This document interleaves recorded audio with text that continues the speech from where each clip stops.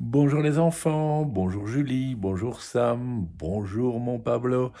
Tout particulièrement à toi Pablo, je te souhaite un bon anniversaire, 5 ans aujourd'hui mon grand.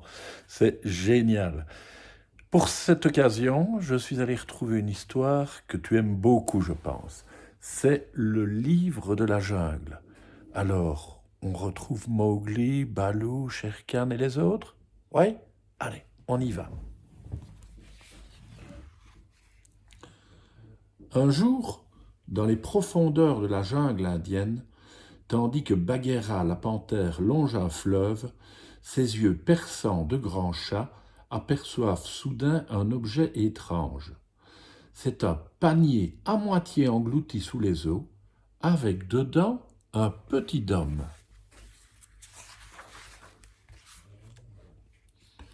Bagheera, tout ému par cette présence, tire avec soin le panier à terre.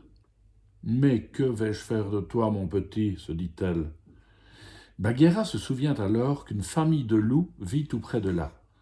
Ils ont déjà recueilli des louveteaux qui avaient perdu leurs parents. Pourquoi n'adopterait-il pas ce bébé? Bagheera soulève le panier délicatement et l'emporte jusqu'à la tanière des loups. Lorsqu'elle dépose le panier devant eux, elle sait à leur sourire qu'ils prendront bien soin du bébé. Les loups donnent au nouveau-né le nom de Mowgli.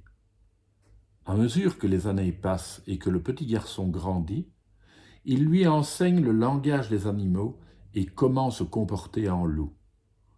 Mowgli apprend à chasser avec les loups, à se gratter l'oreille quand elle le démange, et à rouler à terre et faire le mort pour rire. Mais un jour, de mauvaises nouvelles se répandent à travers la jungle. Shere Khan, le tigre cruel, a entendu parler du petit homme et a décidé qu'il n'en ferait qu'une bouchée. Shere Khan déteste tous les hommes. Un jour, un chasseur lui a tiré dessus, et depuis lors, il cherche à se venger. Il faut rapidement trouver une solution. Aussi, tard dans la nuit, les loups se réunissent avec Bagheera sur le grand rocher.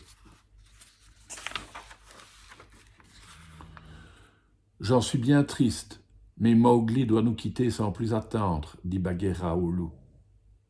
Ici, il n'est plus en sécurité. Mais où va-t-il aller demande l'un des loups. Je vais l'accompagner là d'où il vient, au village des hommes, répond Bagheera. Mais Mowgli ne veut pas quitter la jungle. C'est son domaine. Bagheera tient tête à Mowgli et bientôt ils se mettent en route.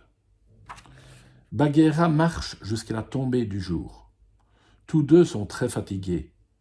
Bagheera trouve une solide branche où passer la nuit. Mowgli se blottit contre la panthère et s'endort aussitôt. Mais même tout en haut d'un arbre immense, des dangers guettent le petit homme. Car le serpent n'a pas mis longtemps à repérer Mowgli assoupi. Affamé, il se rapproche en rampant silencieusement. Mowgli se réveille et aperçoit le reptile. « Va-t'en !» lui crie Mowgli. Mais Kaa a un sourire malin. « N'aie pas peur, petit homme, aie confiance. Je suis un bon serpent. » Kaa fixe alors Mowgli de ses yeux étranges, et le petit homme se sent bientôt pris de vertige et privé de force. Le python l'hypnotise. Heureusement, Bagheera ne dort que d'un œil. Elle repère le manège du python et lui donne un coup de patte. Dépité, Kaa s'en va. « Quelle vie!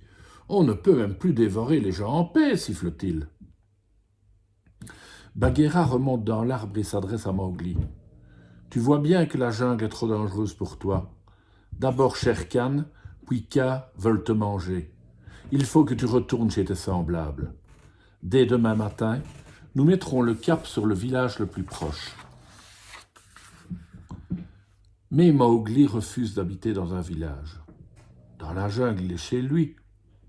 Aussi, dès la première lueur de l'aube, avant que Bagheera ne s'éveille, il descend furtivement de son perchoir et part à l'aventure. Soudain, Mowgli entend une grosse voix. « Doubidou-bidou, doubidou-bidé, la vie d'ours, c'est pour moi. » C'est Baloo, un grand ours chaleureux et sympathique, qui chante à tue-tête. Baloo et Mowgli deviennent vite amis, et Baloo apprend au petit garçon à danser comme un ours, à grogner comme un ours et à se battre comme un ours. Ils passent vraiment de très bons moments ensemble. Plus tard, tandis que Mowgli et Baloo s'ébattent délicieusement dans l'eau fraîche de la rivière, des singes aperçoivent le petit homme. Joyeux et surpris, ils éclatent de rire car ils ont trouvé celui que cherche leur chef.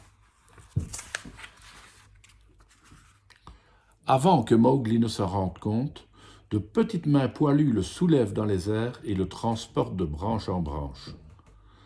Les singes conduisent Mowgli à leur chef, le roi Louis. « Voilà le petit homme !» crie-t-il à tue-tête. Le roi Louis se gratte la tête et dit « Il ressemble un peu à un singe. »« Ce n'est pas vrai !» s'écrie Mowgli. « Je suis un petit garçon. » Le roi empoigne des bananes et les fourre dans la bouche de Mowgli. « Comme ça, tu es un singe, dit-il. »« Faisons la fête !» s'écrient les singes. Aussitôt, le roi Louis saisit Mowgli et l'entraîne dans une danse effrénée. Mowgli a bientôt la tête qui tourne.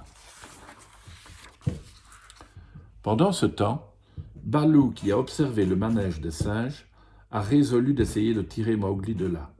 Il se déguise en singe et se mêle à la sarabande.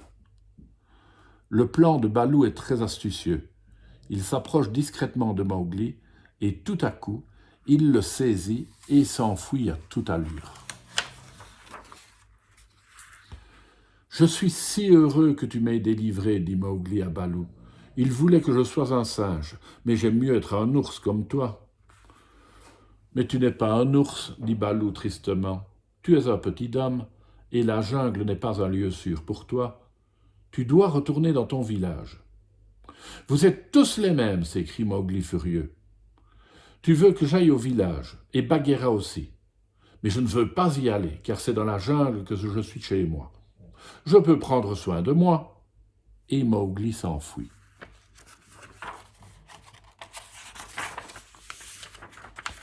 Hélas, Mowgli se dirige tout droit vers le repère de Shere Khan, le tigre. Shere Khan gronde d'un air menaçant. « Maintenant, tu es à moi, petit homme. Tu es juste assez gros pour mon déjeuner. » Mowgli est terrorisé, mais il essaye de ne pas le montrer. Il rassemble tout son courage et dit « Je n'ai pas peur de toi. » « Et pourquoi n'as-tu pas peur ?» dit Shere Khan. « D'habitude, j'effraie tout le monde. »« Eh bien, pas moi, » répond Mowgli. « Écoute, dit le tigre, je te laisse une chance de te sauver. Je compte jusqu'à 10. » Shere Khan commence à compter. 1, 2, 3, 4.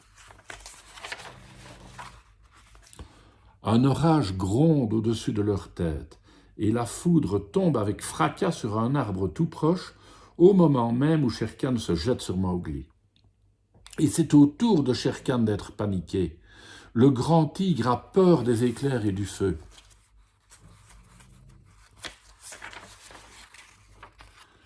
Alors, Mowgli comprend par quel moyen il peut vaincre Shere Khan. Il s'empare d'une branche enflammée et menace le tigre, qui s'enfuit sans demander son reste. C'est alors que Bagheera et Baloo arrivent sur les lieux, soulagés de trouver Mowgli sain et sauf. « Oh Dieu merci, tu es vivant !» s'écrie Baloo en saisissant Mowgli et en le serrant sur son cœur. « Bagheera et moi, nous nous sommes fait tant de mauvais sang. » Mowgli se hâte de raconter ce qui lui est arrivé. La journée a été rude. Épuisés, ils se mettent à la recherche d'un endroit où se reposer. À peine l'ont-ils trouvé qu'ils s'endorment comme des loirs. Le lendemain matin, Mowgli est obligé d'admettre que la vie dans la jungle est vraiment dangereuse pour un petit homme. Il se décide à aller au village des hommes. Les trois amis se mettent en route. À proximité du village, ils aperçoivent une rivière et ils entendent quelqu'un chanter.